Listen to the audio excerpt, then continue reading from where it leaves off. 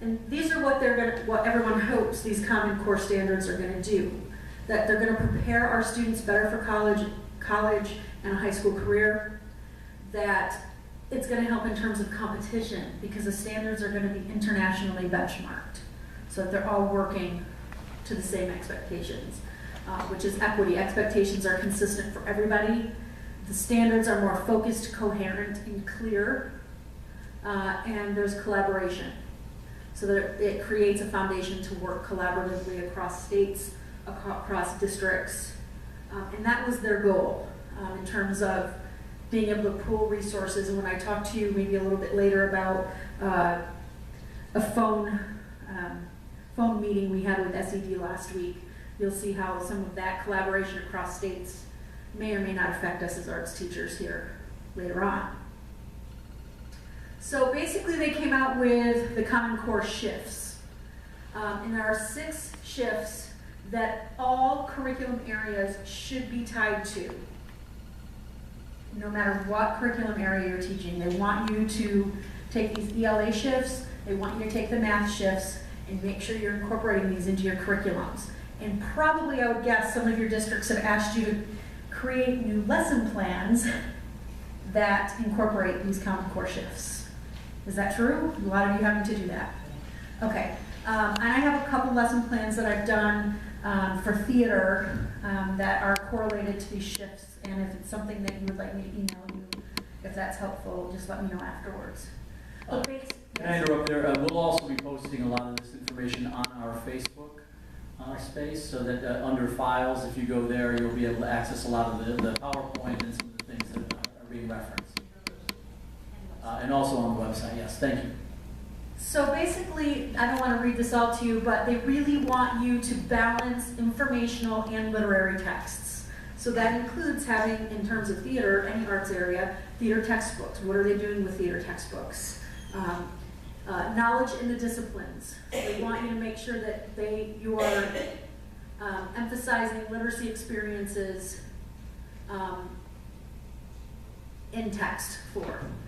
Staircase of complexity, they want you to be building on different levels. You are all probably very aware of these. Text-based answers, a lot of this you'll see is writing from text, sources, and academic vocabulary. So making sure we're focusing on this. And I think we do this in theater, we do this in the arts. It's just calling it what we're doing when we're talking about parts of the stage and jobs in the theater and all that kind of stuff.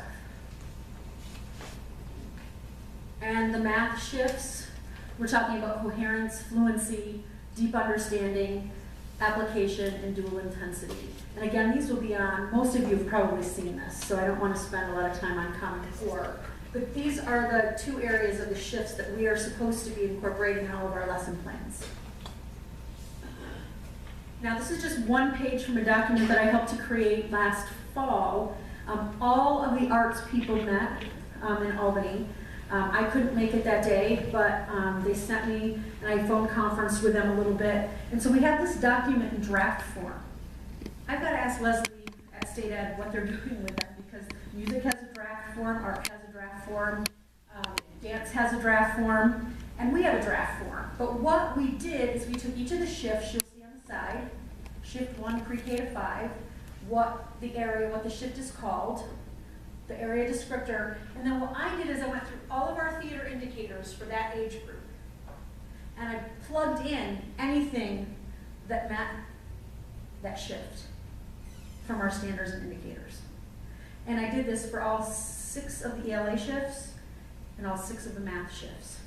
And I know we need to do some work on the math, because I think there are better ways we can work with math in the shifts. But like I said, this is a draft. The curriculum committee hasn't gotten together to relook at this, but I wanted to make sure we were heard and that our standards and indicators were given to Leslie at the State Education Department.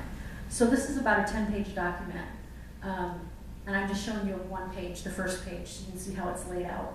So we'll be working on that throughout the year, so we can give that to our membership, and you can just say, oh, it's shift 1, this is all the ways I can do that.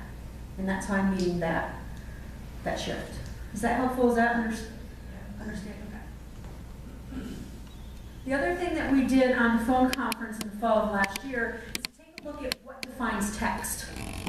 Because that was a huge area for the arts areas.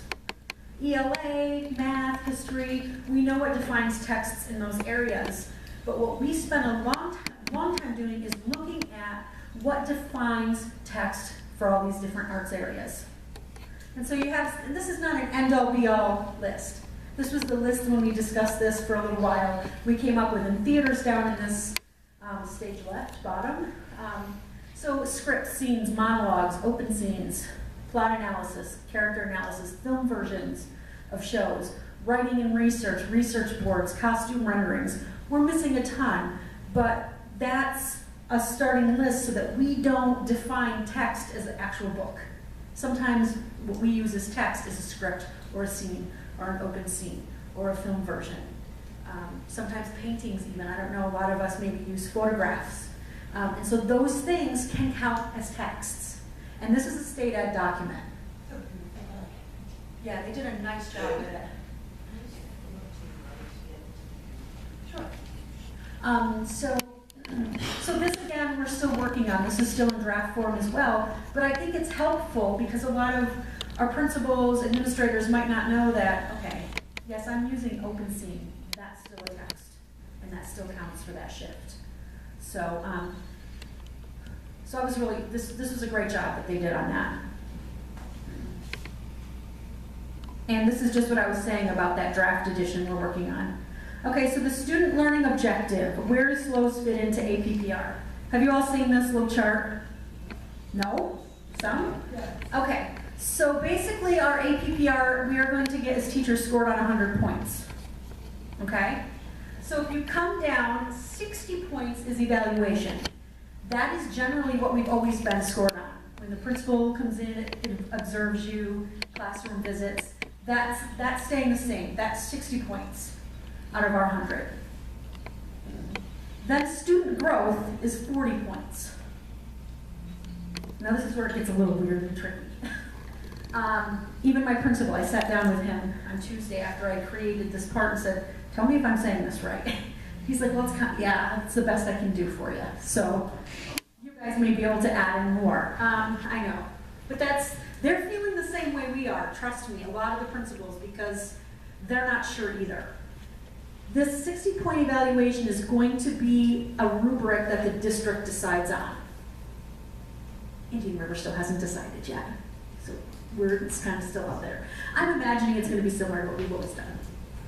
The state 20, okay, and this is where it gets weird. K-3 teachers generally have to create a SLO, okay? 4 through 8 ELA and math teachers, they will be given a state-provided growth based on standardized tests. So they don't need to do a SLO.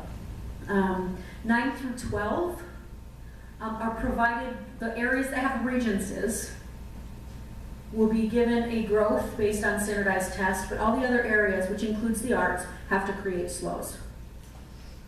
Does that make sense? Does that sound about what your districts are doing? Now this other 20 is tricky. This is the one my principal really couldn't describe to me very clearly. So this 20 is based on student growth. This 20 is going to be some kind of something. And that's the best I can describe it to you, based on achievement. Okay, and the district, that's decided on by district. Now what he said to me, it could be based on a pre and post test, but the achievement on it, not the growth. And I'm like, okay, you just tell me what I need to know at the end of the year. That's, you know, in terms of that. But do you have anything you guys want to add? Our district has something fairly specific in place. Right. For that 20%, not everybody's happy with it, but it looks something like this. We have a school excellence team, and we are in charge of the ELA and the math.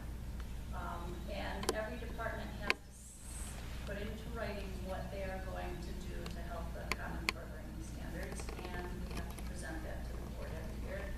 And since everybody is doing their part with the ELA, and our premise is we have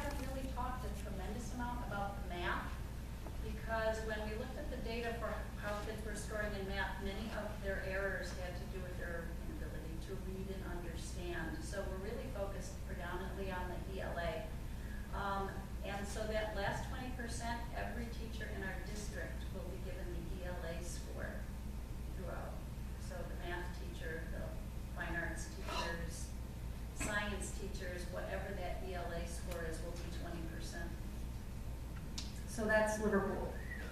I don't think that's where our school's leading, but again, that's why it's hard to give you a, this is how it's gonna go, because every district decides on this 20 and that's 60.